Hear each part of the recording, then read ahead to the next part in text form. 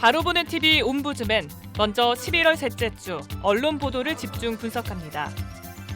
반기문 유엔 사무총장이 북한 평양 방문을 조율 중인 것으로 알려졌습니다. 반 총장이 방북할 경우 김정은 국방위원회 제1위원장과 만날 가능성도 높은 것으로 전해졌는데요. 반 총장의 방북이 북핵 문제 해결과 남북관계 변화에 촉매제가 될지 주목됩니다. 구속영장이 발부된 한상균 민주노총 위원장이 조계사로 피신했습니다. 한 위원장은 지난해 5월 세월호 희생자 추모 집회에서 불법 행위를 주도한 혐의 등으로 기소됐지만 재판에 출석하지 않아 구속영장이 발부된 상태인데요. 경찰은 조계사 주변에 경력을 배치하고 경계태세를 유지하고 있습니다. 친부 살해 혐의로 15년째 복역 중인 무기수 김신혜 씨에 대해 재심이 결정됐습니다. 대법원은 당시 경찰 수사가 잘못된 절차로 진행됐다면서 복역 중인 무기수에 대해 사상 처음으로 재심 결정을 내렸는데요. 그러나 김 씨의 무죄를 입증할 증거가 발견된 건 아니라며 형의 집행을 정지하지는 않았습니다. 파리 연쇄 테러 총책인 압델 하미드 아바우드가 사망한 것으로 공식 확인됐습니다. 프랑스 경찰이 파리 인근 생드니의 테러범 은신처를 급습하는 과정에서 사살됐는데요. 이번 검거 작전에서 사망하거나 체포된 테러 조직은 파리 외곽에서 추가 테러를 준비하고 있었던 것으로 드러났습니다. 북한의 인권 상황을 국제형사재판소에 회부하도록 권고하는 내용의 유엔 결의안이 채택됐습니다. 인권 문제를 담당하는 유엔 총회 제3위원회는 북한 인권 상황을 규탄하고 관련자의 책임을 물으라고 요구하는 내용의 결의안을 압도적인 표차로 통과시켰는데요. 북한 인권 결의안은 다음 달 열리는 유엔 총회 본회의에서도 통과될 것으로 예상됩니다.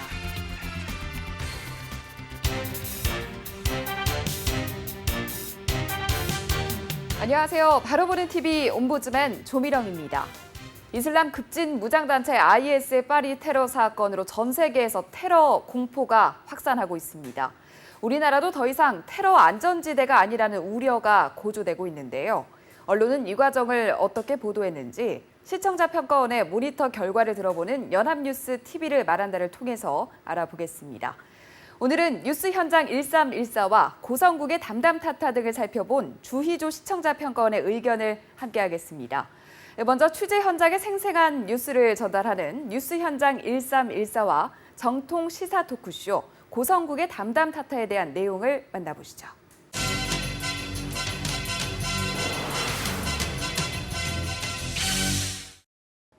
오늘은 먼저 평일 오후 12시 40분부터 오후 2시 40분까지 방송되는 뉴스 현장 1314를 모니터한 내용을 말씀드리겠습니다.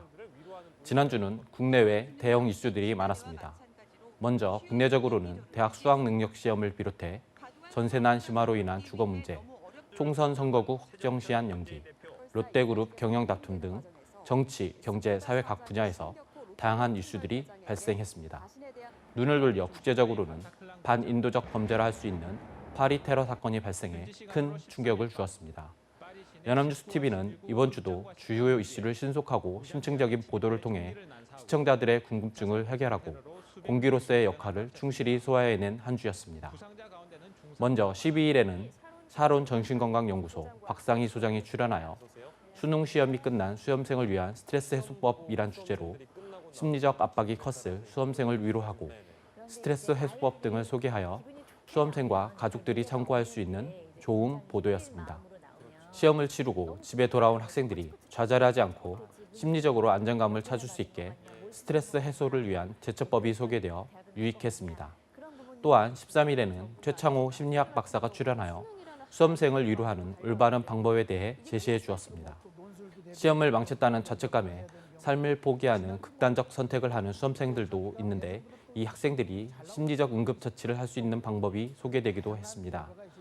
함께 출연한 김희동 진학사 입시전략연구소장은 점수별 대학 입시 지원과 준비 방법에 대해서도 소개하여 충실한 보도가 되었습니다. 12일 방송에서는 향년 96세로 타계한 헬무트 슈미트 전 독일 총리의 리더십과 업적을 국가안보전략연구원 김광진 연구위원이 출연하여 다시 조명하는 시간을 가졌습니다. 특히 총리 재임 기간 내내 동서독으로 분단됐던 독일을 통일로 이끄는 데 큰 힘을 이끌었던 동방정책을 소개하며 남북의 통일해법을 모색하는 시간을 가졌습니다. 지난 20차 이산가족 상봉 이후 훈풍이 불 것만 같았던 남북관계는 당국 회담이 지연되면서 또다시 미궁으로 빠져드는 분위기입니다. 슈미트 전 총리가 일관되게 추진해온 동방정책은 남북의 통일에 시사하는 점이 크다고 할 수 있습니다. 단단해 결코 무너질 것 같지 않았던 베를린 장벽도 동서독의 교류와 신뢰 회복을 통해 그 틈이 벌어지고 무너지는 것을 우리는 목격했습니다. 남북의 동질성과 신뢰 회복은 지금 이 순간 가장 필요한 과제입니다. 다음은 그날의 정치 이슈의 총정리를 하는 고성국의 담담 탑타에 대해 말씀드리겠습니다. 정치평론가 고성국 진행자가 진행하는 담담 탑타는 매일 밤 시사 관련 이슈를 여야 또는 보수와 진보의 논객을 초청하여 중립적인 입장에서 끝장 토론 형식으로 진행하고 있습니다. 이것이 정치다. 전국의 해법 코너를 통해 심층적인 시사 진단이 가능하도록 균형적인 시각을 전달하고 있습니다. 지난 9일 방송 이것이 정치다에서는 손수조 새누리당 사상구 당협위원장, 조한기 새정치연합 서산태안 지역위원장이 출연하여 여야의 선거구 획정 문제 등에 대해 논의했습니다. 이날 방송에서는 특히 고성국 진행자의 핵심을 파고드는 전개와 날카로운 지적, 국민의 입장에서 던지는 질문과 여야 정치권에 던지는 당부 등이 어우러져 좋았습니다. 또한 뉴스 중간, 뉴스 리포트를 통해 시청자들의 이해를 돕고 이어서 진행자가 여야의 입장을 들어봄으로써 균형 잡힌 시각을 제시하는 시사토론 프로그램이라 생각됩니다. 또한 13일 방송된 이것이 정체다에서는 정치 이슈들과 관련해 4명의 패널들이 사자성어나 흑판을 이용한 촌철살인의 요약 정리로 정치 상황에 대해 핵심을 파악하기 쉬웠고 다양한 전문가의 의견을 들을 수 있었습니다. 더불어 여론조사 결과 등을 깔끔한 컴퓨터 그래픽으로 전달하여 이해하기 좋았습니다. 네, 뉴스 현장 1314와 고성국의 담담 타타를 살펴본 주희조 시청자 평가원의 의견을 함께 하셨는데요. 뉴스 리뷰 등 종합 뉴스는 또 어떤 평가를 받았는지 함께 만나보시죠.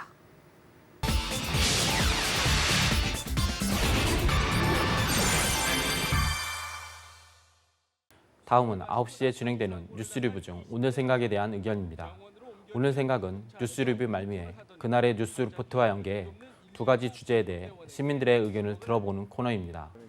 9일에는 소방의 날을 맞아 음주 환자가 휘두른 흉기에 구급대원이 부상을 입었다는 뉴스 리포트와 연계해 열악한 환경 속에서 일하는 소방관에게 감사의 인사를 전했고 11일에는 대입 수능을 앞두고 수험생들에게 수능 경험자나 부모의 입장에서 보내는 응원의 메시지 등이 방송되어 시기적절하고 좋았습니다.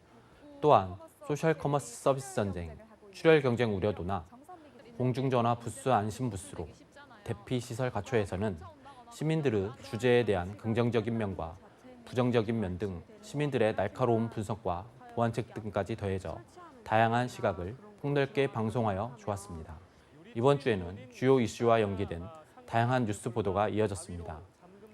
한편 13일 보도된 뉴스워치 중 가위 하나로 1분 만에 유리문 뚝딱 절도자 검거라는 사건 보도가 있었습니다. 리포트에서는 구체적으로 문 여는 방법과 열쇠 구멍에 가위를 꽂아 흔들어 문을 여는 범죄자의 행동이 영상을 통해 여과 없이 보도되었고 또한 그 방식도 구체적으로 설명하여 자칫 무방범죄로 이어질까 우려되었습니다. 세부적인 범죄 수법까지 소개할 필요가 있었는지 의문이 들었고 또한 이를 막을 해결책이 제시되었다면 더 좋았을 것으로 생각됩니다. 아쉬운 리포트는 13일에도 있었습니다. 13일 라이브 투데이에서는 수능도 끝났으니 일단 예뻐질 거야 라는 뉴스가 보도되었습니다. 전날인 12일 수능을 마친 고3 수험생들이 하고 싶은 일에 대해 한 모바일 앱 전문 업체의 여론조사 결과를 보도한 내용이었습니다. 보도에서는 해당 조사를 근거로 가장 하고 싶은 일로 외모 관리라고 꼽고 이후 여행, 알바, 성형 등이 뒤를 이었다고 소개했습니다. 그동안 수능 후 성형 열풍은 여러 번 보도가 되어 외모 지상주의가 만연한 우리 사회에 씁쓸한 단면을 보여주었습니다. 단순히 수능 후 학생들이 하고픈 일에 대한 설문조사 결과보다는 학생들이 남은 시간을 어떻게 유용하게 보낼 것인가, 수능 수험생을 끌어들이기 위해 무분별하게 진행되는 성형 광고의 위험성 등에 대한 보도와 연결되었다면 더욱 좋았을 것이라 생각됩니다. 또한 이번 주 빼놓을 수 없는 사건 중 하나로 파리 테러를 들 수 있습니다. 14일 오전 발생한 이번 사건에 대해 연합뉴스TV는 신속한 소식을 전했습니다. 또한 뉴스 특보를 통해 사건의 발생 배경과 배후, 사상자의 규모 등에 대해 전문가를 초청하여 발빠르게 전달했습니다. 하지만 14일 오후에는 서울 광화문에서 경찰 추산 약 7만 명이 참여하는 대규모 집회가 일어났고 또한 불법 과격 시위로 번지면서 시위대와 경찰의 충돌이 일어났습니다. 더욱이 이로 인해 도심 교통이 마비되고 논술고사를 치르는 수험생도 이동에 큰 불편을 겪는 등 여파가 컸던 만큼 뉴스 특보로 진행 상황을 좀 더 자세하게 보도되었다면 하는 아쉬움이 있었습니다. 연합뉴스TV는 뉴스 전문 채널이지만 사람과 생명을 중시하는 휴머니티가 살아있는 보도, 가슴 따뜻하고 감동적인 프로그램을 통해 따뜻한 세상을 만들기 위해 노력하고 있습니다. 15일 방송된 하모니에서는 손주 셋을 홀로 키우는 김점희 할머니의 사연이 방송되었습니다. 70살의 김점희 할머니는 몸이 아픈 아들과 막내가 2살 때 집을 떠난 며느리 대신에 10년 전부터 혼자 힘으로 세 손주를 돌보고 있습니다. 어려운 경제 사정으로 열악한 집안 환경과 고령임에도 집안의 가장으로 아픈 손주를 챙기는 할머니의 모습이 인상 깊었습니다. 우리 주위에 어려운 이웃들을 발굴하고 통합 맞춤형 솔루션을 지원하는 하모니는 우리 사회의 어두운 부분을 밝히는 등대 같은 프로그램입니다. 다만 방송 시간이 채 20분이 안 될 정도로 짧고 어려운 가정을 도울 수 있는 ARS나 계좌번호 등이 노출이 안 되어 후원을 할 수 있는 방법이 없어 아쉬웠습니다. 지금까지 연합뉴스TV의 프로그램 중 뉴스 리뷰를 중심으로 살펴본 내용을 말씀드렸습니다.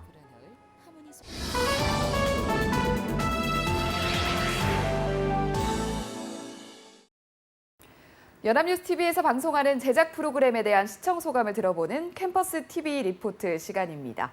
오늘은 기업비사 그때 그 선택을 살펴본 서울여자대학교 체육학과 권효진 학생 나와 있습니다. 어서 오세요. 안녕하세요. 네, 기업비사 그때 그 선택을 모니터했다고 들었는데 전반적으로 어땠나요? 네, 평소에 잘 알지 못했던 기업의 이야기를 이해하기 쉽고 한편의 단편 드라마처럼 풀어주어 매우 흥미로웠습니다. 자주 접해볼 수 없었던 기업의 비밀스러운 이야기들과 그와 관련된 정치적인 이야기까지 알 수 있었는데요. 뿐만 아니라 선택의 순간에 나타나는 기업가들의 면모들을 통해 많은 것을 배울 수 있어 유익했습니다. 네, 그러면 지난 15일에 방송된 방송 내용과 관련된 모니터 내용 자세히 전해주시죠. 네.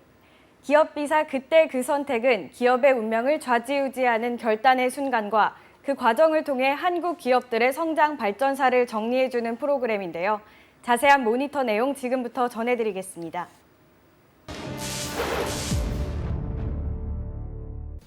지난 15일에는 왕자표 고무신 신화의 비극이란 제목의 국제그룹 양정모 회장의 이야기를 다뤘습니다. 방송의 초반부에서는 본격적인 내용을 다루기 전 왕자표 고무신으로 시작해 재계서열 7위에 오르게 된 국제그룹의 성장과 한순간에 해체됐다는 내용을 간략히 전달해 주었는데요.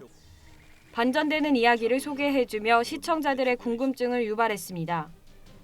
또한 85년도 당시에 그룹 해체를 발표하던 자료 화면이 추가되어 생동감 있게 전달됐습니다. 1950년대에 고무신을 신기 시작한 사회의 배경부터 유행하게 된 계기와 왕자표 고무신이 다른 상표의 고무신보다 뛰어날 수 있었던 이야기를 재현 화면을 통해 보여줌으로써 한편의 이야기를 보는 것 같아 흥미로웠는데요. 또한 다른 상품들과 차별화시키기 위해서 양정모 회장이 전국 각지를 돌며 고무장인을 찾아 나서는 장면을 통해 자신의 기업에 대한 애착과 직접 발로 나서는 적극적인 모습을 알 수 있어 좋았습니다.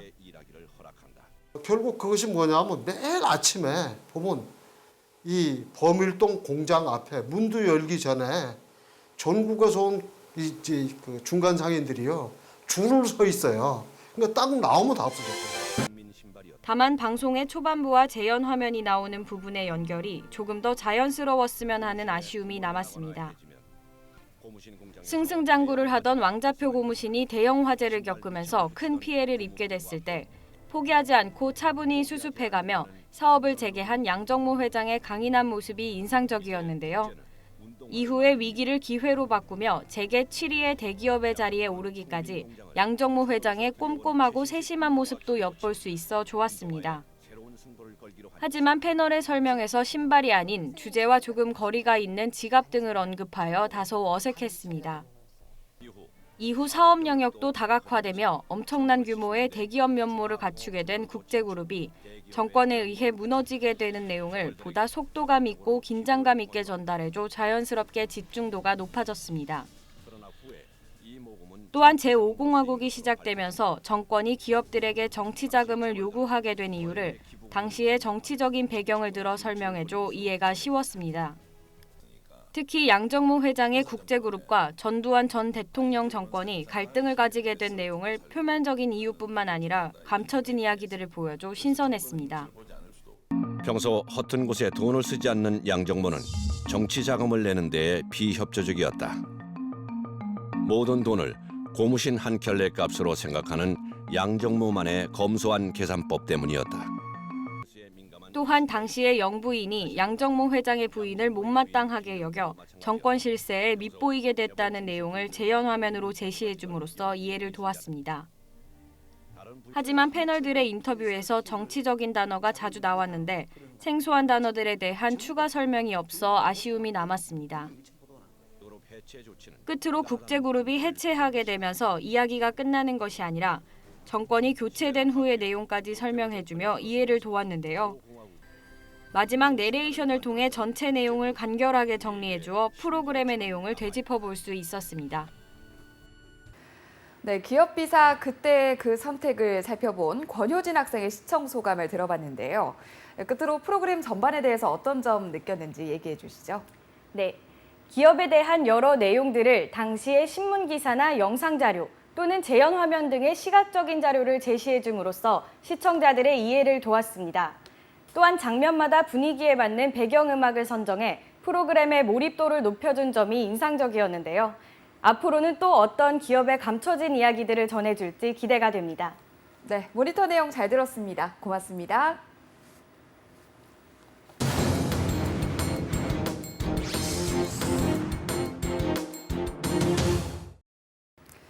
총선이 5개월도 채 남지 않았지만 정치권은 아직 총선 룰조차 정하지 못하고 있습니다. 특히 지난 3월 논의를 시작한 선거구 획정 문제는 결국 법정 처리 시한을 넘기는 파행을 겪고 있는데요. 이 과정에서 우리 언론은 선거구 획정 문제를 다각적 면에서 분석 보도하기보다는 정치권 공방을 중계 보도하는 데 치중하고 있다는 비판을 받고 있습니다. 그래서 오늘 TV와 비평 시간에는 우리 언론이 선거구 획정 논란을 어떻게 보도했는지 짚어보겠습니다. 도움 말씀 주시기 위해서 명지대학교 디지털 미디어학과 최선규 교수님 자리하셨습니다. 교수님 어서 오십시오. 네, 안녕하세요. 네, 앞서 설명드린 선거구 획정 논란에 대해서 우리 언론은 어떻게 접근하고 있는지 짚어주시죠. 네, 지난해 2월 헌법재판소가 우리 공직선거법에 있는 지역구의 인구 편차를 최대 3배까지 허용하고 있는데요. 그런 공직선거법이 표의 등가성 원칙에 위배된다는 헌법 불합치 결정을 내렸습니다. 그래서 현재의 선거구별 인구 편차를 현재 3대 1에서 2대 1로 재조정을 하게끔 선거법을 이제 개정을 해야 됩니다. 이에 따라서 이제 중앙선거관리위원회 산하의 선거구 획정위원회에서 선거구를 이제 새로 획정해서 국회에 제출을 해야만 했었는데요. 선거구 획정위원회는 독립적인 기구입니다. 그래서 선거구를 독립적으로 획정한다는 취지로 출발을 했지만 네. 선거구 획정의 전제 조건인 국회의원 정수가 어떻게 될지, 그다음에 지역구 의원과 비례대표 의원 간의 비율, 이런 것들을 국회에서 결정해야 되는 사안이기 때문에 정치권 논의에 얽매일 수밖에 없는 구조였습니다.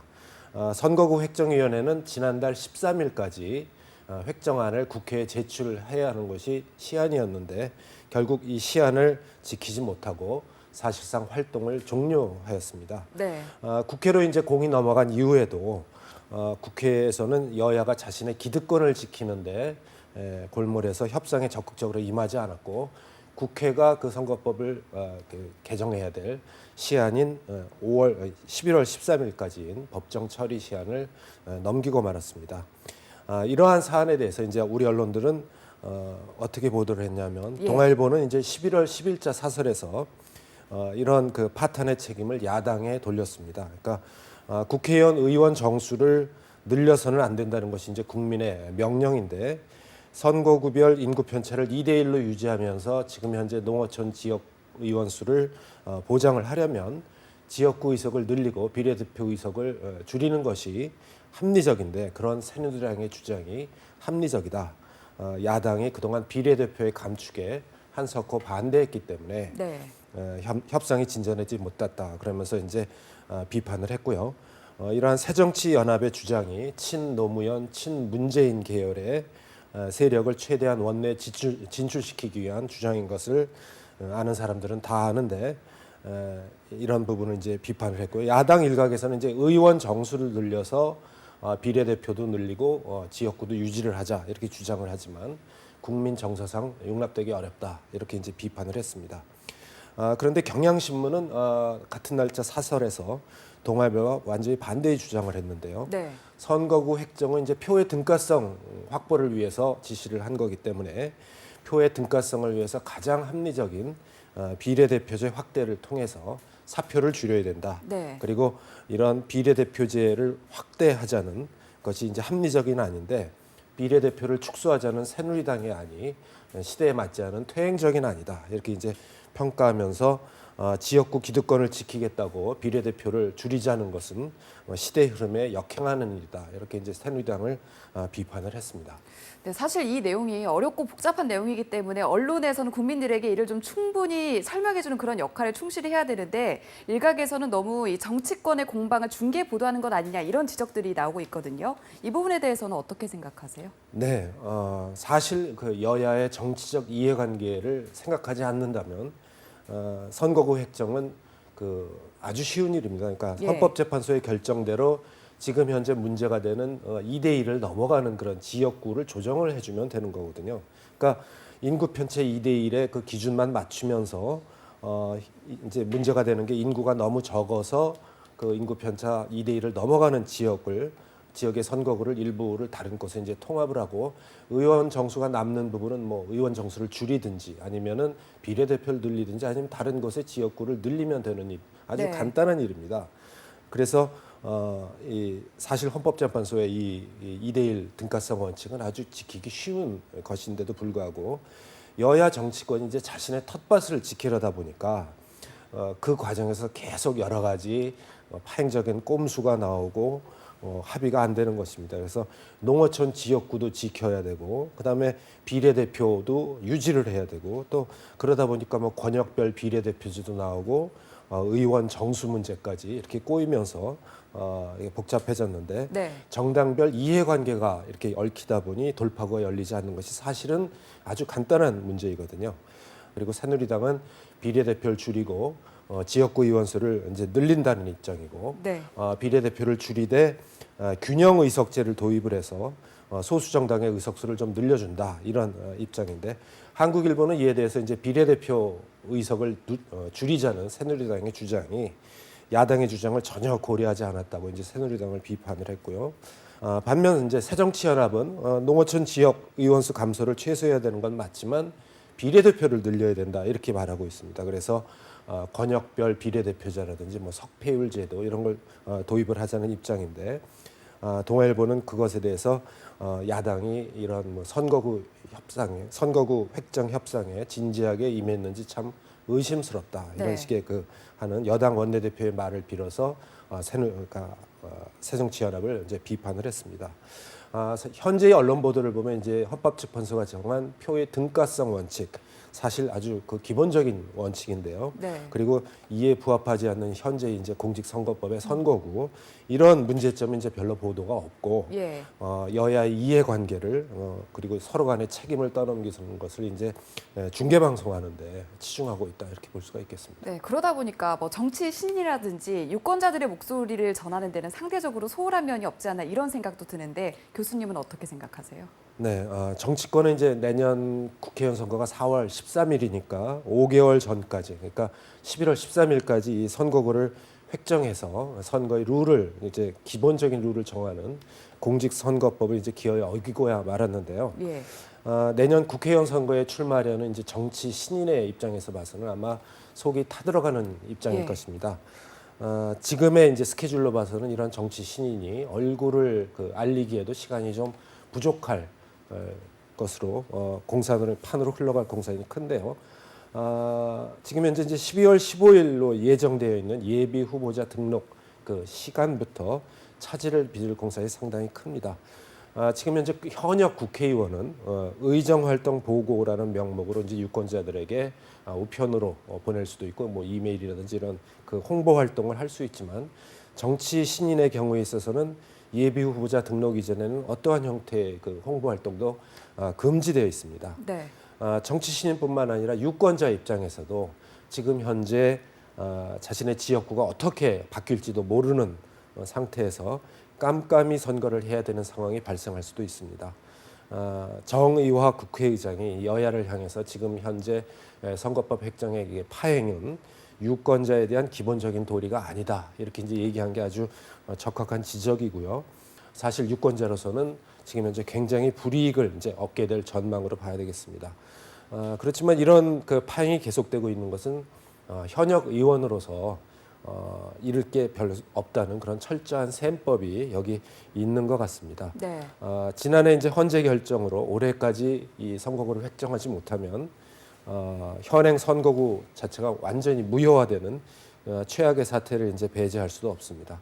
현재의 언론 보도를 보면 이제 여야 간의 정치 세법이라든지 이해관계 그리고 책임 공방에 치중되어 있지 이 선거구가 획정되지 않음으로써 유권자가 얻게 되는 불이익이라든지 정치 신인의 이런 그 겪게 되는 어려움에 대해서는 보도가 소홀하게 이루어지고 있습니다. 네, 이런 문제점을 토대로 우리 언론이 앞으로 관련 보도를 할 때 어떤 점들을 주의하면 되는지 짚어주시죠. 예, 한 두 가지 점을 관심 있게 지켜봐야 할 것으로 보이는데요. 네. 여야 모두 이제 책임 있는 지금 현재 정치 세력이니까 본분을 지켜서 하루라도 빨리 선거구를 획정시킨 것이 이제 마땅합니다.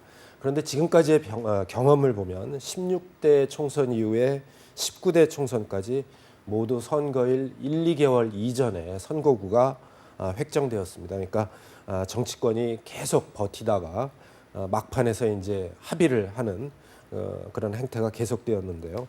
선거구 획정이 늦어지면 지명도가 높은 현역 의원들이 유리하기 때문에 아마 이런 것이 계속 된다고 봅니다. 그래서 제일 먼저 지켜볼 관심사는 언제 이런 선거구의 재획정안이 이제 합의가 돼서 처리가 될 것이냐. 지난번에 국회와 마찬가지로 1, 2개월 전에 처리된다면 상당히 불행한 일이 될 것으로 보입니다. 두 번째는 이제 국회의원 정수의 문제인데요. 네. 현재는 이제 여야가 국회의원 정수는 확대하지 않는다 이렇게 잠정적으로 합의한 상태인데 사실은 현재 선거구 협상에서 여야가 합의하고 있는 유일한 사항이 아마 이 국회의원 의석을 늘리는 것일 것입니다. 다만 여론이 무섭기 때문에 이제 협상 테이블에 올리지 못하고 있는 것인데요. 선거구 협상이 이제 계속되다가 막바지에 타결될 때 슬그머니 이제 의원 정수 확대가 끼어들 수가 있다고 봅니다. 2012년 19대 총선 때에도 이번과 비슷한 이제 선거구 획정 문제를 겪다가 의원 정수가 299명에서 이제 300명으로 늘린 바가 있는데 네. 국회가 지금 현재 청년 일자리 법 하나 제대로 처리를 못하는 상태에서 국회의원 일자리를 늘리는 일이 벌어질 수도 있으니까 이 부분을 주의 깊게 관심을 갖고 지켜봐야 할 것 같습니다. 네, 교수님 오늘 말씀 여기까지 듣겠습니다. 고맙습니다. 정치개혁 전반을 논의하기 위한 정개특위를 여야 동수 20인으로 구성하고 3월 3일 본회의에서 처리한다.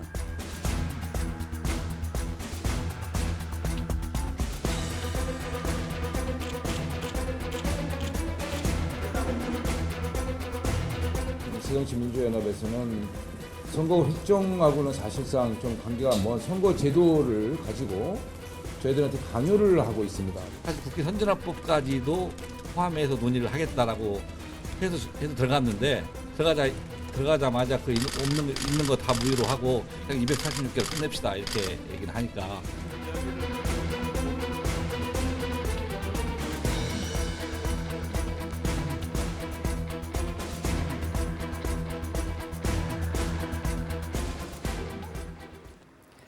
선거구 획정 문제는 정치적 이해관계가 아니라 유권자의 권익이 가장 우선시돼야 하는 사안입니다.